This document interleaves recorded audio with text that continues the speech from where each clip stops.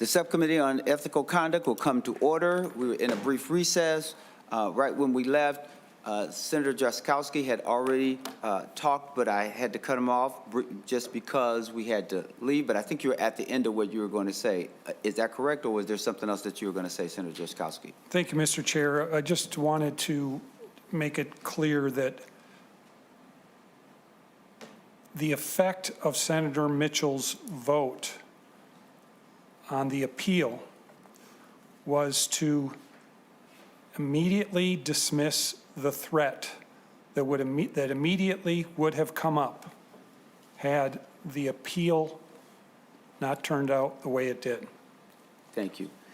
Senator Jaskowski, just a couple questions, but maybe I'll ask after I give Senator Mitchell an opportunity to ask a question. Senator Mitchell.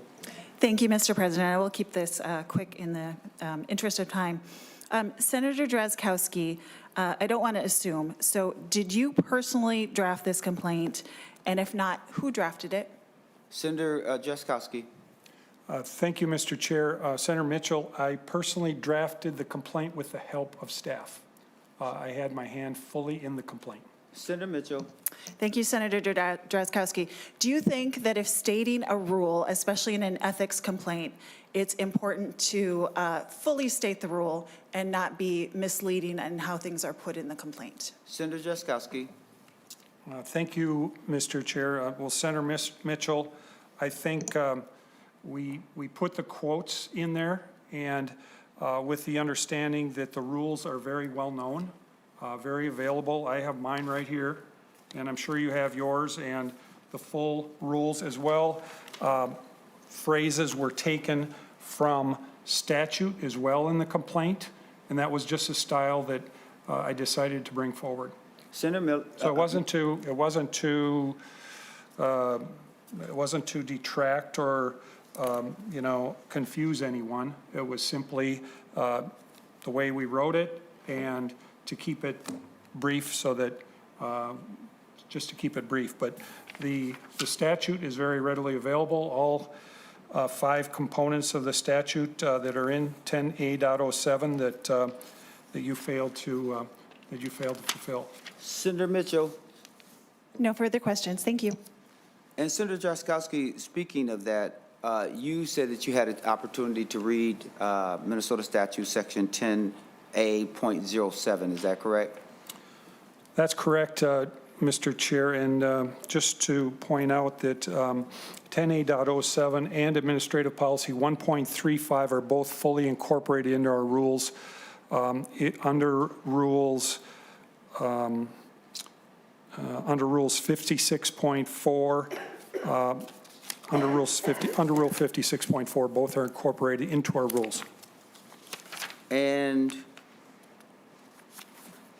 just so that we're clear, Rule 56.4 states that members of the Senate must disclose potential conflict of interest in the discharge of senatorial duties as provided in Minnesota Statute Section 10A.07. Is that right?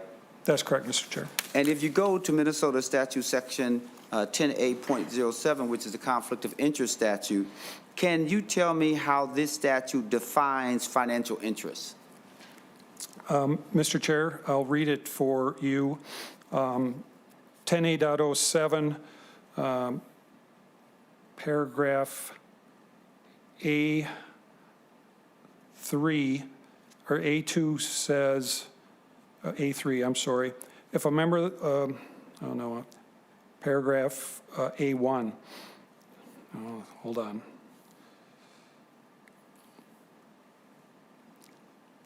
Paragraph B, Mr. Chair. That is correct. Can you says, for the purpose of this section, financial interest means an ownership or control in an asset that has a potential to produce a monetary return. And so the asset here is Senator Mitchell's election certificate and the job and the assets that go with that. And can you tell me in the statute where it says that an individual and their election certificate under those rules that you've stated would be considered a financial interest under the statute? Mr. Chair, I can't tell you there's any that says it isn't either. And members, the reason why I'm calling your attention to 10A.07, because the statute is very clear. It says, for the purposes of this section, which is the conflict of interest, it says means any ownership or control in an asset that has the potential to produce a monetary return. So I'm not certain, and in fact, I don't think that when Senator Jaskowski has put forth benefits and salaries and insurance, health insurance, and that will qualify as a financial interest under the statute. But that's my thinking. Mr. Chair? Senator Jaskowski, I didn't ask a question, but if you want to say something else, you're more than welcome to. I was curious if you knew anywhere in statute that says it isn't. Senator Jaskowski, no, but it's very clear here where it says what is an asset, and it says any ownership or control in an asset, which is usually property or some other business, but it's usually never interpreted as a election certificate. And maybe I can ask Senate Counsel if I'm in error or if she knows of any provision that states that an election certificate qualifies as a financial interest as identified in Minnesota Statute Section 10A.07. Mr. Chair and members, there is no definition of the term asset for the purposes of Chapter 10A.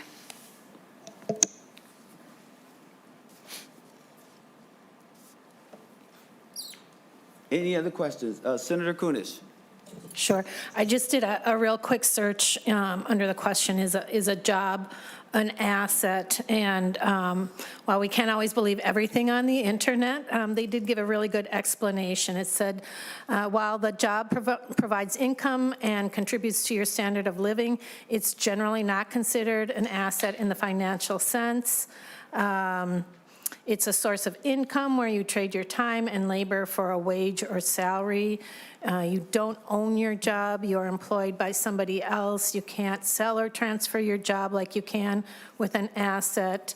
And while the job provides an income that you can use to acquire assets, the job itself is not an asset. So I just wanted to put that out there. Any other questions for Senator Jaskowski before we go to Senator Mitchell? Mr. Chair, if I could respond to that. Senator Jaskowski. Mr. Chair, if this was not an asset, Senator Mitchell wouldn't be so quick to violate our rules in order to maintain it. Okay. Senator Jaskowski, thank you so much. You will have an opportunity for rebuttal. We will now ask that you sit over there, and we'll ask Senator Mitchell to come to the table. Senator Mitchell, as you're coming to the table, you have the opportunity to speak for 10 uninterrupted minutes. And then once you finish your presentation, the committee can ask you questions. And when you're ready, state your name for the record and provide your testimony.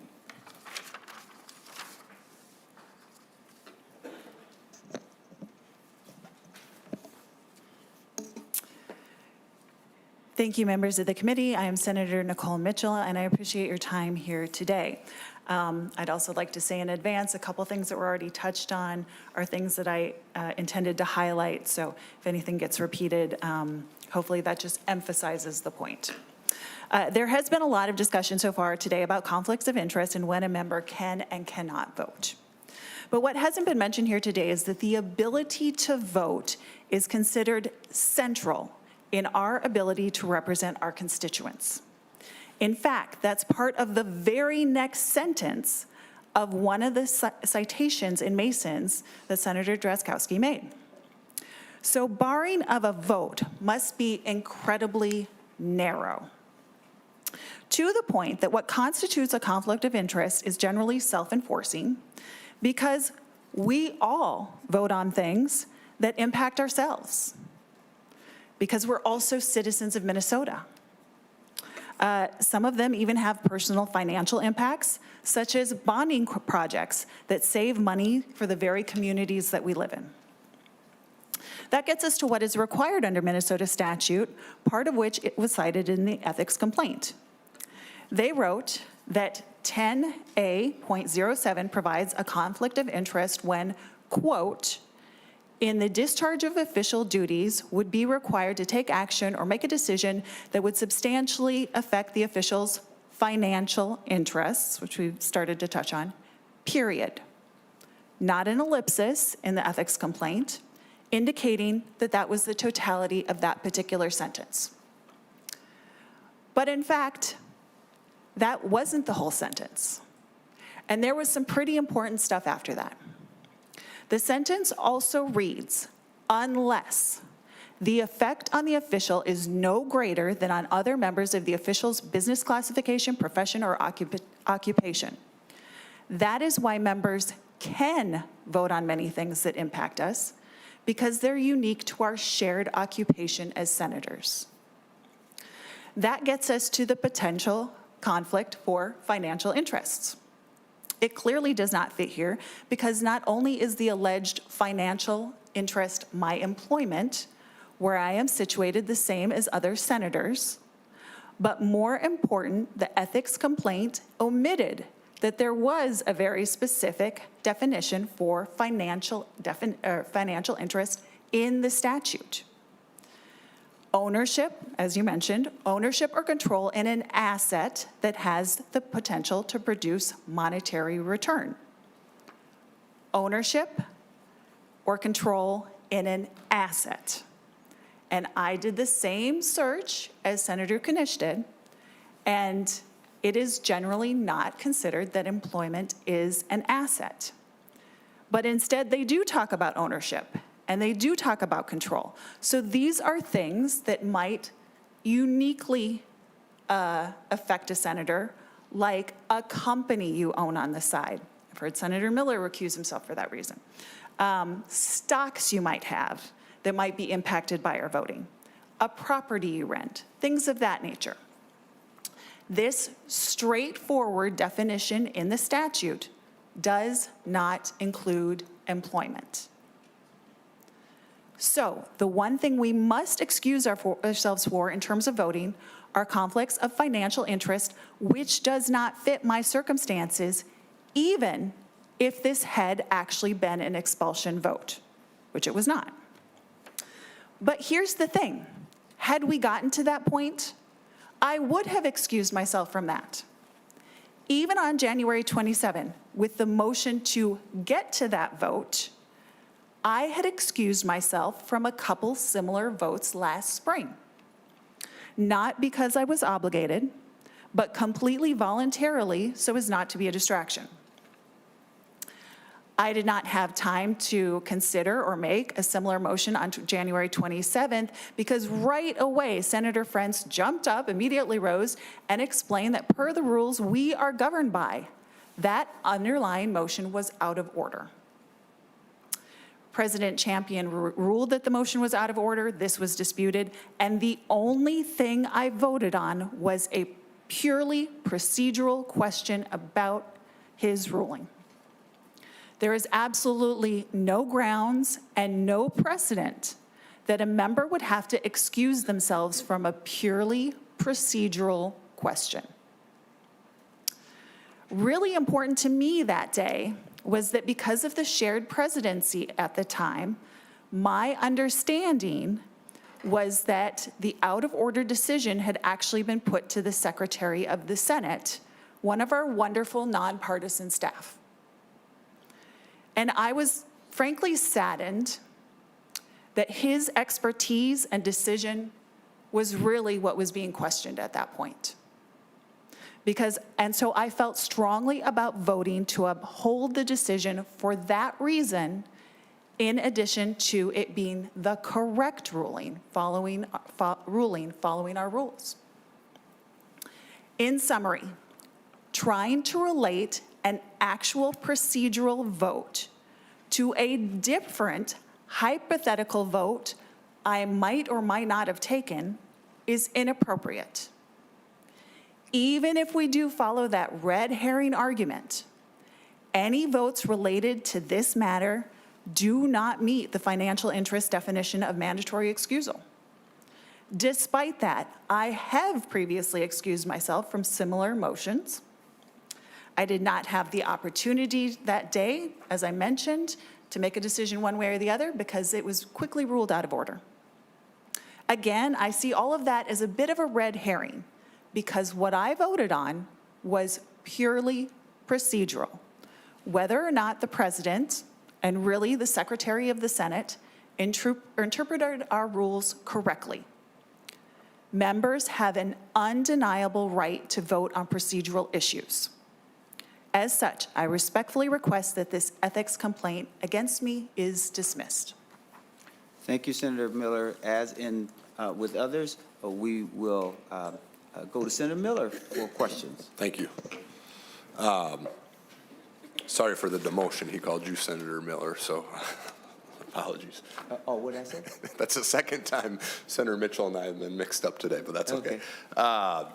Mr. Chairman, Senator Mitchell, did I hear you correctly that you mentioned that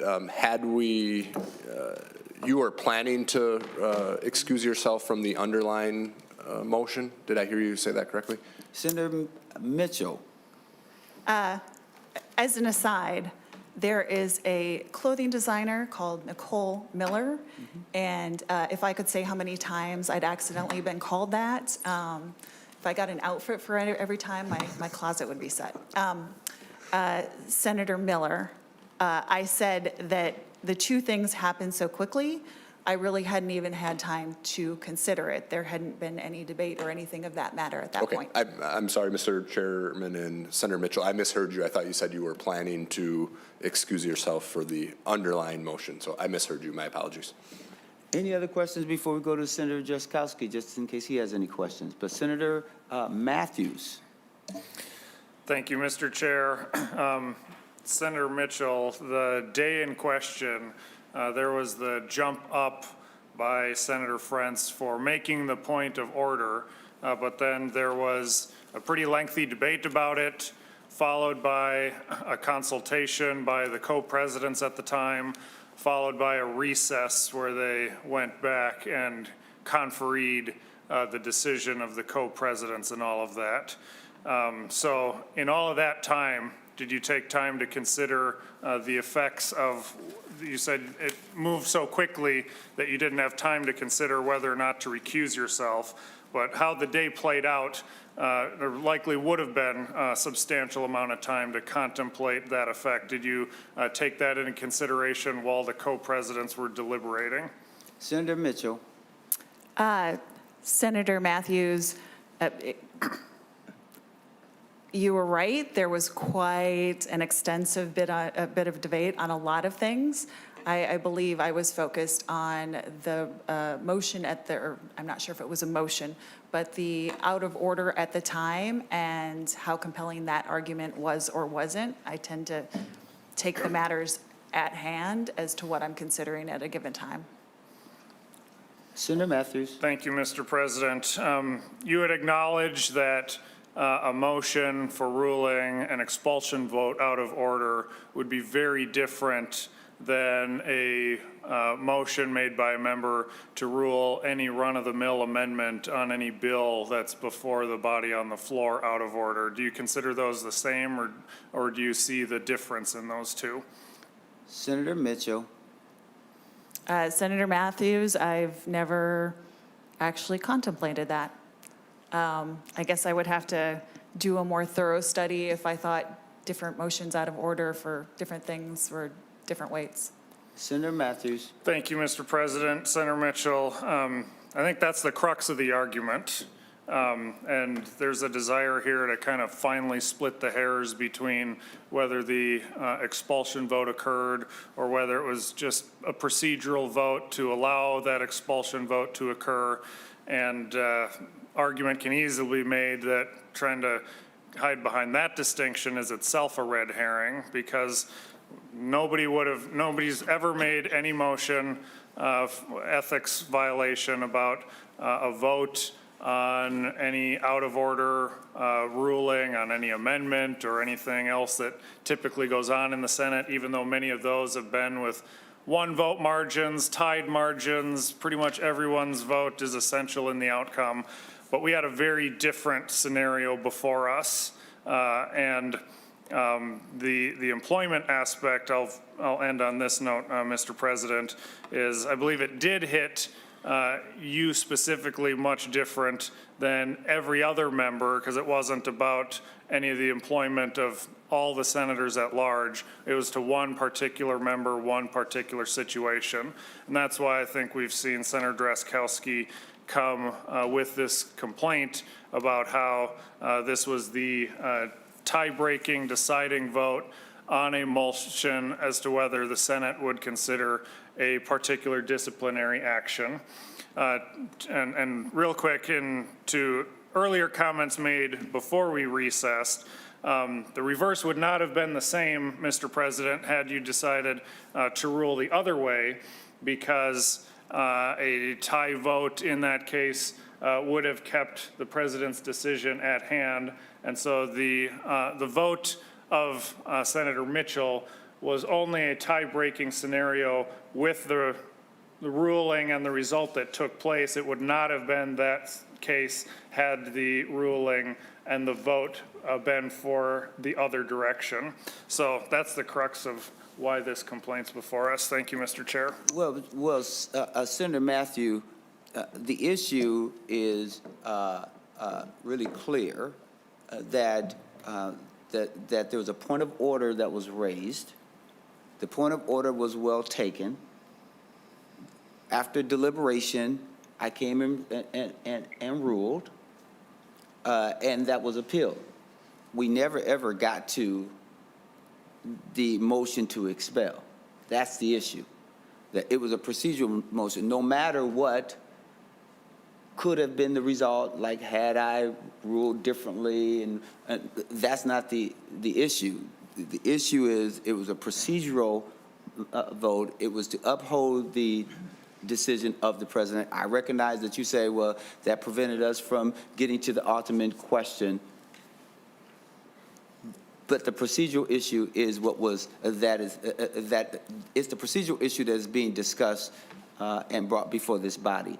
Senator Matthews, before I see if Senator Drazkowski has any questions. Thank you, Mr. Chair. Just a quick response, and I recognize that's the argument that you hold to and you want to make here, but very clearly that's not how it's viewed by many people that have that I hear from. I think a lot of Minnesotans have indicated, hey, it appears as a member voting on their own disciplinary action. And so I know that some members here may want to split hairs that way, but I don't think many people in the state of Minnesota see that way. I think many people think to their own circumstance that they would not have a say in their own disciplinary actions if it was done by them with their employer or whoever is the case. But that is something that an elected member of this body is trying to exercise. Thank you. Senator Drazkowski, do you have any questions? I do, Mr. Chair. Senator Drazkowski. Thank you, Mr. Chair. Senator Mitchell,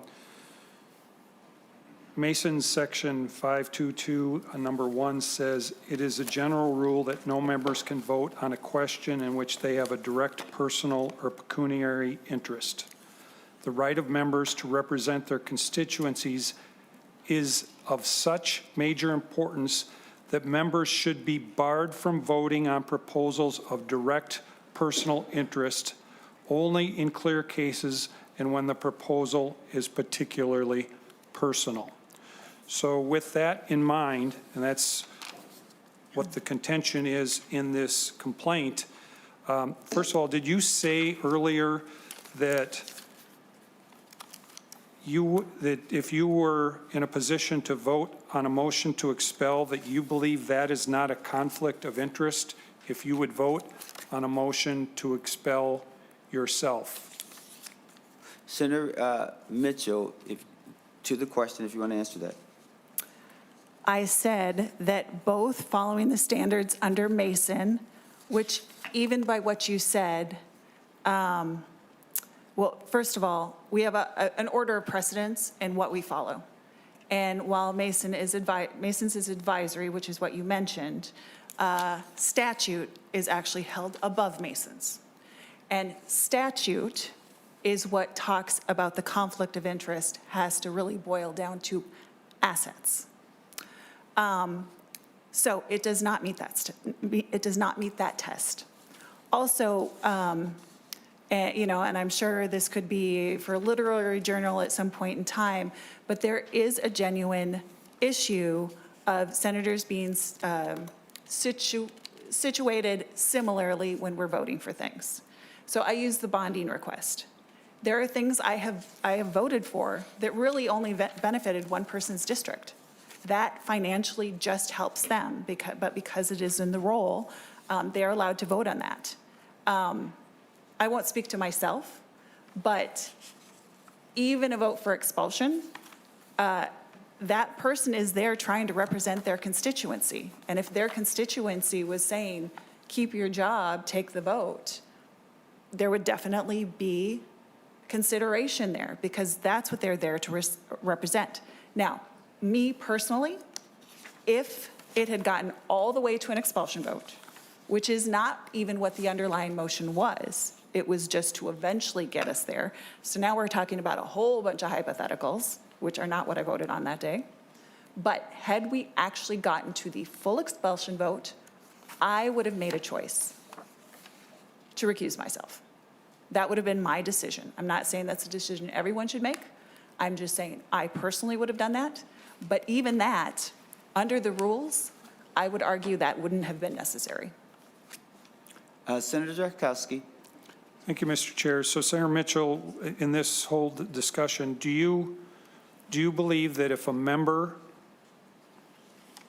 votes on a resolution to expel themselves, that is not a conflict of interest? Senator Mitchell. Senator Drazkowski, I believe I just answered that question. It's Senator Drazkowski. really yes or no question, Mr. Chair. Senator Mitchell. Senator Mitchell. Mr. Chair, I believe we vote on things all the time that have some level of conflict of interest because of the nature of our job. Senator Drazkowski. Thank you, Mr. Chair. Senator Mitchell, I guess we're not going to get a yes or no on that, but I think I heard what I heard. Senator Mitchell, do you receive a salary in your role as senator? Senator Mitchell. Senator Champion, yes, I receive this exact same salary as every other similarly situated senator. Senator Drazkowski. Thank you, Mr. Chair. So Senator Mitchell, that's $51,750 per year, right? Senator Mitchell. Senator Drazkowski, that sounds correct. Senator Drazkowski. Thank you, Mr. Chair. Senator Mitchell, are you eligible to receive per diem payments 7 days a week during the legislative session? Senator Mitchell. Senator Drazkowski, I am, just like every other senator in the Minnesota Senate. Senator Drazkowski. Thank you, Mr. Chair, and I believe that averages somewhere around $10,000 per senator. Senator Mitchell, as a legislature, are you eligible for state-paid insurance and benefits? Senator Mitchell. Senator Drazkowski, I am, although I will also say that I am fully able to get benefits through the VA as a 32-year military veteran with disability. Senator Drazkowski. Thank you, Mr. Chair. Thank you, Senator Mitchell. So, Senator Mitchell, if you were expelled from the Senate, would you no longer receive your salary and the other benefits that come with it? Senator Mitchell. Senator Drazkowski, yes, as would any other similarly situated senator. Senator Drazkowski. Thank you, Mr. Chair. Thank you, Senator Mitchell. So, Senator Mitchell, are you subject to the same requirements under Minnesota Statute 10A.07, our Senate rules, and the administrative policy, Senate rules 56.1, 56.3, 56.4, 10A.07 in statute and Administrative Policy 1.35, just like every other senator is. Senator Mitchell. If every other senator is applicable to, then I would be as well. Senator Jaskowski. Thank you, Mr. Chair. Senator Mitchell, did you disclose that you had a conflict of interest on January 27th at any point? Senator Mitchell. Senator Drazkowski, as I've been abundantly clear, what I took that day was a procedural vote, and there was no level of conflict of interest in taking a procedural vote to uphold the ruling of the president. Senator Jaskowski. Well, thank you, Mr. Chair. Well, Senator Mitchell, that was a yes or no question as well. Senator Mitchell, Senator Westrom posed a question about your conflict of interest that you had in the face of that vote. Is there any reason you didn't take Senator Westrom's advice and not vote? Any particular reason? Senator Mitchell. Senator Drazkowski, I do not recall him having a direct conversation with me. I remember him making comments on the floor, but as I have repeatedly explained, following Minnesota statute, even with the underlying motion, there would not have been a conflict. I have previously, despite that, recused myself from similar votes in the past, and there was no conflict with making a vote on a purely procedural issue. So he did not have that conversation with me, and his points did not seem relevant to where we were at that time in our voting process. Senator Jaskowski. Thank you, Mr. Chair. Thank you, Senator Mitchell. Last question, Senator Mitchell. It's a yes or no question. Really, one-word answer will suffice. And 10A.07 subdivision 2D says, if an official is not permitted, so this would be, Senator Mitchell, the conflict of interest statutes give you there are 5 different musts or will nots in them, and you must take the following action if you have a conflict of interest. First, you must prepare a written statement describing the required action or decision nature of the potential conflict of interest. Second one is you must deliver a copy of the statement to the presiding officer of the body of service. Thirdly, if a potential conflict of interest presents itself and there's sufficient time to comply with those earlier two, you must orally inform the superior or official body of service or committee of the body of the potential conflict. That would be the President of the Senate. And then, if you don't do all of those, or no, actually, and then also, it says the official shall not chair a meeting, participate in any vote, or offer any motion or discussion on the matter giving rise to the potential conflict of interest. And then lastly, the statute contemplates if someone, Senator Mitchell, has some sort of reason they forgot or things were rushed too quickly, you didn't have a chance to talk to President Champion, you were confused or whatever, and you go back to your office and you go, holy moly, they were inferring that I had a conflict of interest and I voted on the motion and I don't know if I should. I know probably every senator in the Senate would go back to their office, pull out the rules, look at the reference to 10A.07 and get down to 10A subdivision 2D.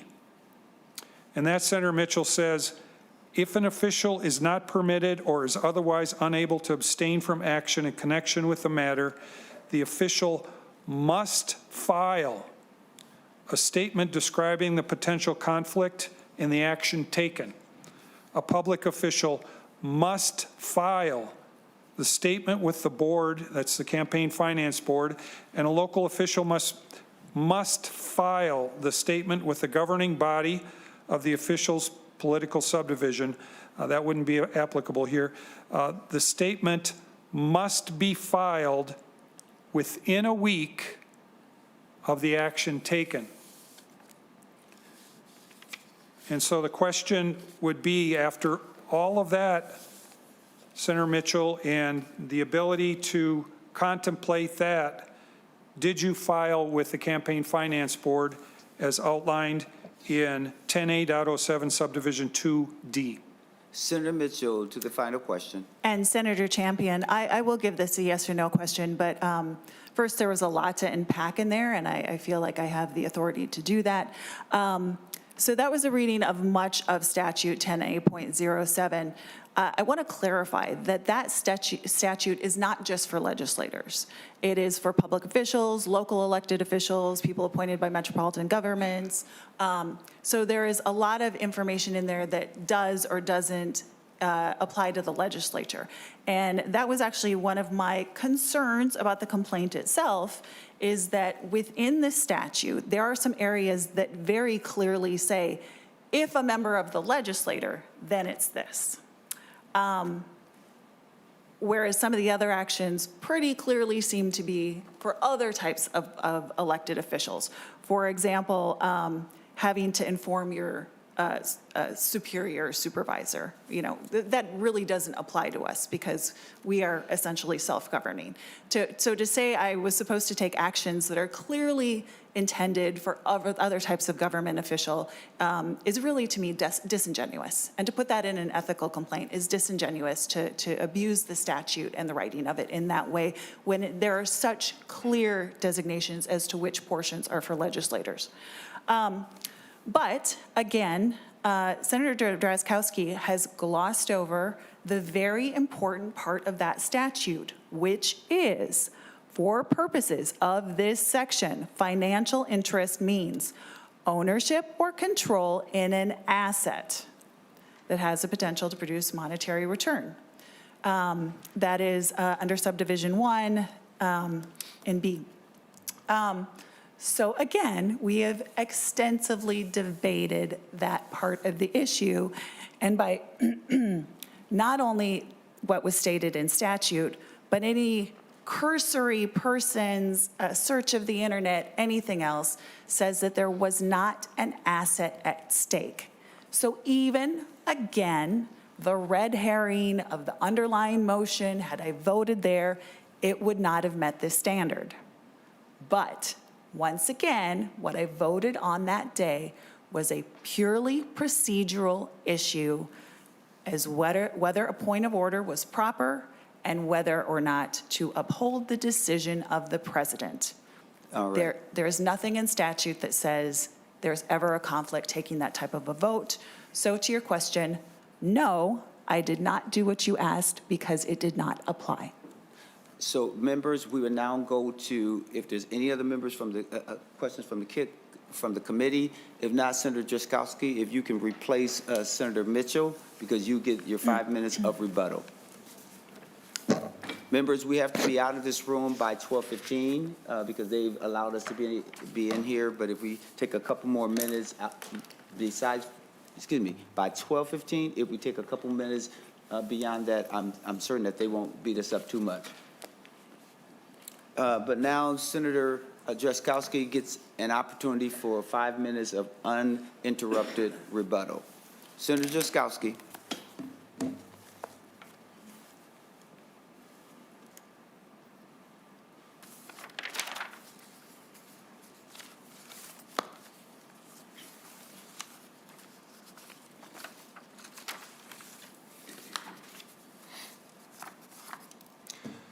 Thank you, Mr. Chair. Mr. Chair and members of the committee, thank you for taking the time to listen and consider our complaint today. This complaint is very simple. It is entirely about whether or not Senator Mitchell should have been allowed to participate in a vote that could determine her political future. On January 27th, the Senate had the opportunity to consider whether Senator Mitchell should be allowed to remain in the Minnesota Senate. A procedural vote prevented the consideration of a motion to expel. That procedural vote only required a simple majority vote to move to consider a motion to expel. That vote failed 33-33.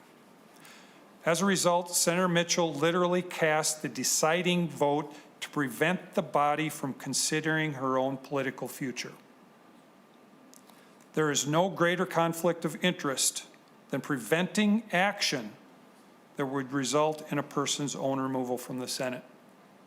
Such a removal would eliminate a salary, benefits, and staff, along with the privileges to introduce, debate, and vote on legislation. In casting the deciding vote, we strongly argue Senator Mitchell violated 3 Senate rules of conduct.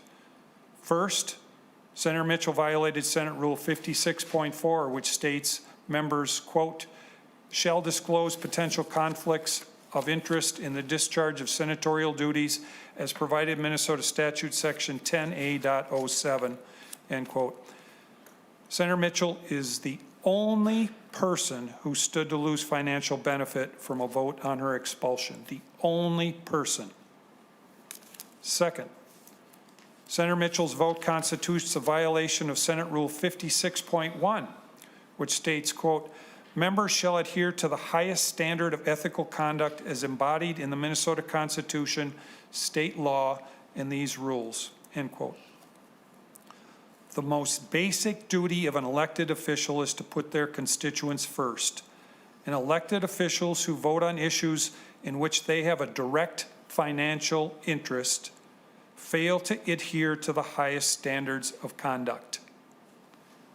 Third, Senator Mitchell's vote constitutes a violation of Senate Rule 56.3, which states, quote, improper conduct includes conduct that violates a rule or administrative policy of the Senate, that violates the accepted norms of behavior, that betrays the public trust, or that tends to bring the Senate into dishonor or disrepute, end quote. Senator Mitchell's vote violated Senate policies which outlined very clearly how she should go about recusing herself from a vote, and she refused to take any of those steps. She betrayed the public trust by publicly putting her own personal financial interests ahead of the interests of the people of our state. It may seem like a small detail, but this little vote, a vote that just took minutes on the Senate floor, has the ability to set a lasting standard for our body. Do we consider it acceptable for a member to vote on something for which they stand to gain considerable financial benefit? Members, I ask, do we? Is there really so low of an ethical standard in this body that we don't consider it improper to conduct a vote on an action for which a member is the only person in the world who stands to benefit? The very reason we have rules of ethical conduct is to strengthen confidence in the decisions of the legislature among the public. Our constituents place an incredible trust in us to decide how to manage taxpayer resources and write laws to keep our communities safe and thriving. It's a trust none of us should take lightly, and we shouldn't let Minnesotans down. We should be affirming today that we have ethical standards to guide our actions, and we will not allow members to vote on issues for which they have a clear and direct financial interest. Thank you, Mr. Chair and members. Thank you, members. Under 55.5, because this is the issue before us, I think we're pretty clear, unless there's no need to do an investigation because all the information is there. So if we want to do a formal motion on that, we can do that. Senator Kunesh moves that that the committee does not proceed with an investigation. Is that your motion? That is my motion. Any discussion on that motion? Would you like a roll call? Yes, please. Roll call requested, roll call granted. Ms. Taylor Bennett will do the roll call. As fast as possible because we got. Senator Miller. Senator Matthews. Senator Kunish. Yes. Chair Champion. Aye. That we not proceed with the investigation. Okay, the next is vote to defer action until a certain time. We think that we have all the information before us. Senator Kunis makes a motion that we do not defer until another time. That is my motion. With that being the motion that's before us, any discussion before we vote? Do you want a roll call vote? Yes, please. We have Senator Matthews. Mr. Chair, I think that is the crux now that we're up to a minute away. The body's got to deliberate what the result will be. That is either direction likely going to take longer than a minute. No, I think Even last year when we had an additional complaint with Senator Gruenhagen, we gave ourselves time to come back and decide what the appropriate response would be. So I think that it's proper for this committee to do the same here in this case. Senator Matthews, I do not agree because with Senator Gruenhagen, the circumstances were different. There were some things that we wanted Senator Gruenhagen to do and for leadership to do with him in order for that to be so. So I would disagree with that. Mr. Chair, Senator Matthews. that was all what came out of the second day of the hearings, not what we'd said on the first day. Okay, so I'm of the opinion that it doesn't, you can vote against her motion. If you like, you can certainly do that. And I don't see a motion for us to go in executive committee because I don't think that we would have the support in order to do that. Mr. Chair. Senator Matthews. Mr. Chair, we'll be setting the standard here under custom and usage in the Senate of allowing members to have a direct say in the disciplinary actions made against them. And I don't think that that is the position that the Senate wants to put ourselves in. I think we need to hold ourselves to higher ethical conduct than that. And so I would urge us to reject the motion, and we can come up with some form of a resolution of what's appropriate in this case. All right. Mr. Chairman, Senator Miller. and I appreciate you thinking on my behalf, but that is not what I think. I would like to go into an executive session to. Well, if you want to put the motion forward, you got to have three hands. Is that correct? All right. So if you want to put that motion forward. Well, we have another motion in front of us, so I'll be voting no on this motion, and then I will make a motion Okay, got it. to make that motion. So to Senator Kunish's motion for the committee not to defer action until a delayed time, there's been a roll call requested, roll call granted. Ms. Taylor Bennett. Senator Miller. No. Senator Matthews. No. Senator Kunish. Yes. Chair Champion. Yes. So that fails. Now we go to. Mr. Chairman, I'd like to make a motion that we go into executive committee action. All right. Meeting, whatever we call it. Executive committee. Motion made for the committee to go into an executive committee. In order to do so, there has to be 3 votes. I'll request a roll call. Roll call requested, roll call granted. Senator Miller. Miller votes aye. Senator Matthews. Senator Kunish. No. Chair Champion. No. All right.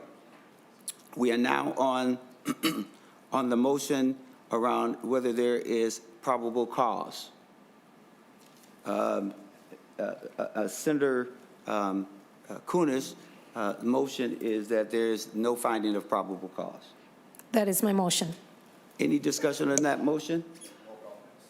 Roll call requested, roll call granted. Senator Matthews. Thank you, Mr. Chair. I believe this would be a mistake to pass the motion, even compared to what actions this committee has made within this session. So I think that some action does need to be warranted, and would ask members to vote against this motion. Senator Miller. Mr. Chairman, can you just explain to us what a yes vote means and what a no vote means? Yes vote means that you believe that there should be a finding of probable cause. A no vote means you do not. And if there is a tie, there's an impasse, and the result of that is that this complaint does not go forward. It just sits there. Okay, so a yes vote is you believe there's probable cause, and a no vote is you do not believe there's probable cause. That's correct. Thank you. All right. Roll call has been requested. Roll call granted. Senator Miller, Yes. Senator Matthews. Yes. Senator Kunish. No. Chair Champion. No. There have been 2 for and 2 against. It fails. With that, there is nothing else before the body, and we will resume after the trial of Senator Mitchell. I'm sorry, Senator Miller. Just again, Unless, forgive me. Mr. Chairman? Yes, unless there's new information that is provided. Thank you. Because that was my commitment that we would certainly do that, and I still stand by that. With that being said, the Subcommittee on Ethics is adjourned.